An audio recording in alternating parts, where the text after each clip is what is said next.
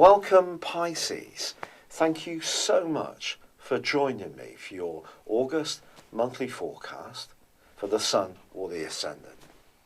If you've yet to subscribe to my channel, I'd be very grateful if you did so now. This month offers a very rare celestial event.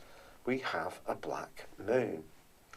This is so said because we have two new moons in the space of 1 month.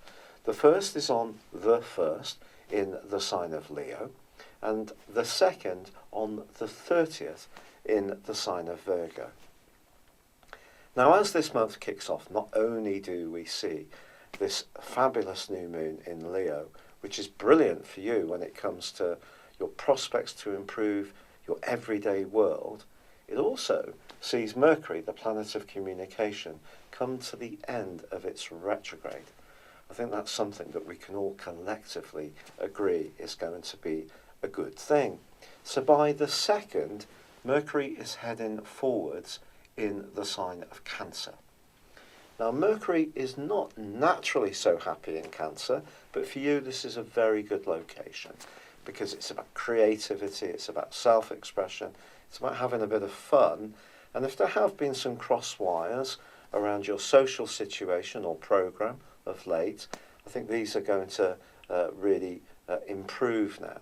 Now, it isn't going to be until the 11th that Mercury returns to the point where the retrograde began. But then once it does, it then hops into the sign of Leo. And that's going to be brilliant for you because that's going to help you to grapple with the nitty-gritty detail that this month is going to demand of you in some ways.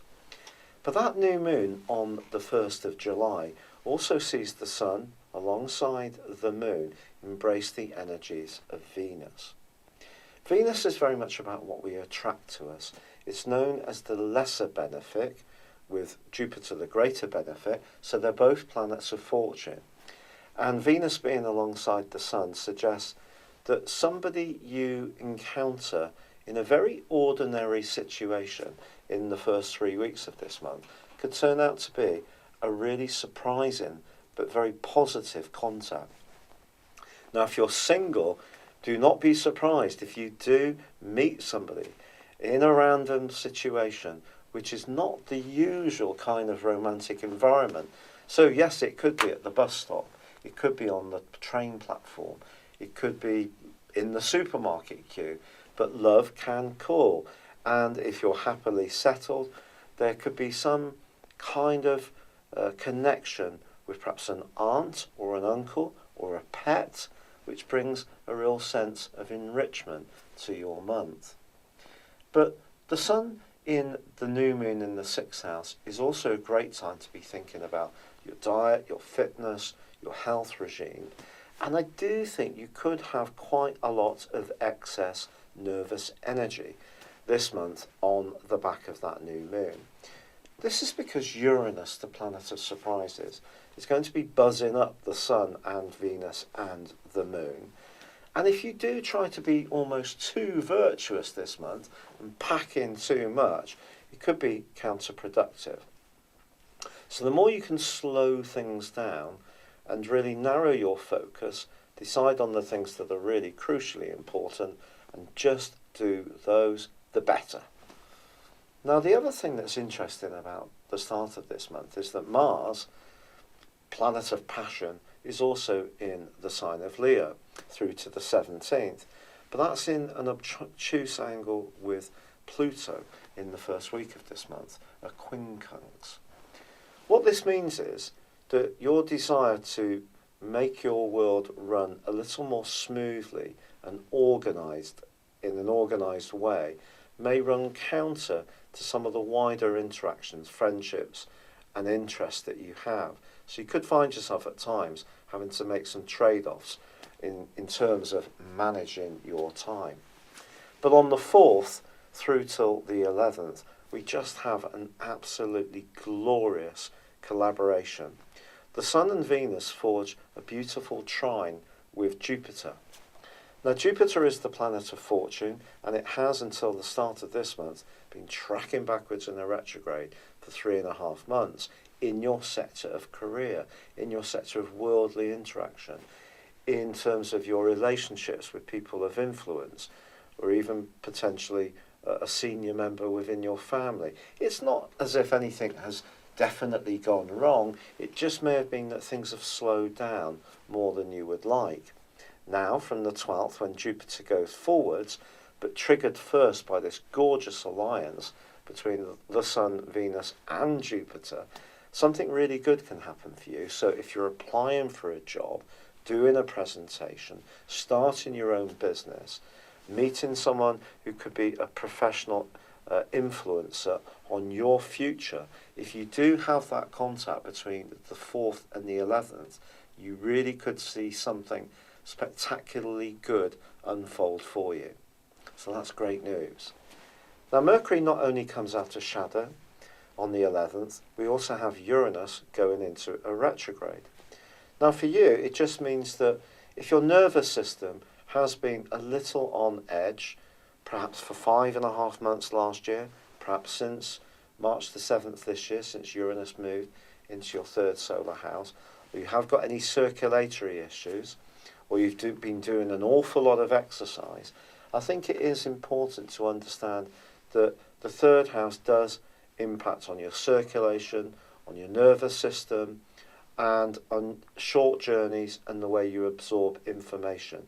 And it's possible in the months to come that you may just need to keep an eye that you do get some early nights, keep a good work-life balance. And in fact, that is what the new moon of the 1st is really asking you to do, is to get even more informed about nutrition, about the balance between your obligations and where you want to help people and be of sacrifice to people, and where you need to look after you. Now, there is a new moon which occurs on the 15th in quite a psychological location, but it is seeing an opposition with Venus and the Sun. So this is quite unusual in itself. It's possible that you could learn in the last 2 weeks of this month that something is changing around your work, and it might not necessarily be something that you're in favour of. But if there is going to be a change, I think the more dignified you can be in a reaction to whatever happens, the better it will be for you. So your human relationships are going to be important.